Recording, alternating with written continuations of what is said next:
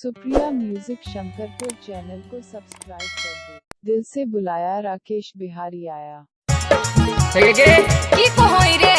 अगे हमरा पर कोई ध्यान ना होगे। की के ध्यान रे छौड़ा? अगे 2020 से 2021 हार लेंगे, नया साल में कोई ध्यान ना हो। अच्छा ठीक है, सोचबो। आप सुन रहे हैं युवा star Akhilesh Lal Yadav, Nalanda recording studio Hilsa. नहाय हसहाला यह गेलो गोरकी कारो हियो तोरा बिहि सगे। नहाय हसहाला यह गेलो गोरकी कारो हियो तोरा बिहि सगे। के 2021 के जतरा बना दे तू, दे देना एगो बिहि सगे। के 2021 के जतरा बना दे तू, दे देना एगो बिहि सगे।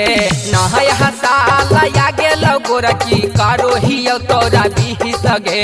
नहाय हसहाला यह गेलो गोरकी कारो हियो तोरा बिहि सगे। के 2021 के जतरा बना दे तू, दे देना एगो बिहि सगे। के 2021 के जतरा बना दे तू, दे देना एगो बिहि सगे। किस रे रे? आगे हाँ आगे पाउडर उडर लगा के वो तब ना है ऐसे देना। विकास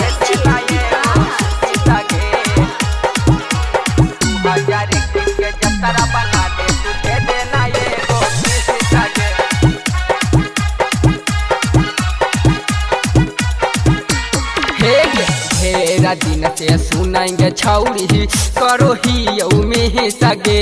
ऐसा ही भी सगे लोगे छौरी 19 भी सगे। कितने दिन कर मगे अब तो दया कर दे तुम ना। ढेरा दिन से सुनाएंगे छौरी करो ही में सगे।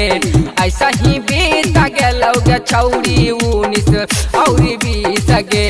बकर बकर नहीं बोलेंगे छौरी करे नहीं डटी और दी सगे। बकर बकर नहीं बोलेंगे छौरी करे नहीं डटी और दी सगे। है के 2021 के जतरा बना दे तू, दे देना एगो बिहि सगे। है के 2021 के जतरा बना दे तू, दे दे एगो बिहि सगे। अच्छा तो ठीक हो, एक ही गो किस देबो। अच्छा तू खाली छुआइयो ला देन दगे। Music by DJ Vikas Sitamarhi.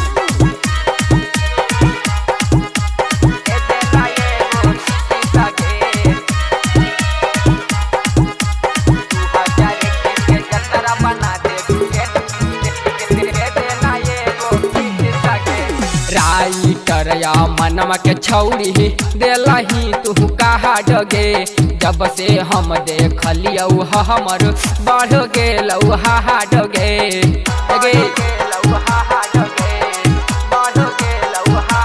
सुन ले राइटर या मनवा के छौरी देलही तू कहा डगे।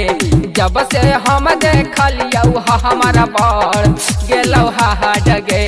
कहो अखिलेश तू ही गे छौरी हाखिए के गो बिहि सगे। कहो अखिलेश तू ही गे छौरी हाखिए के बिहि सगे।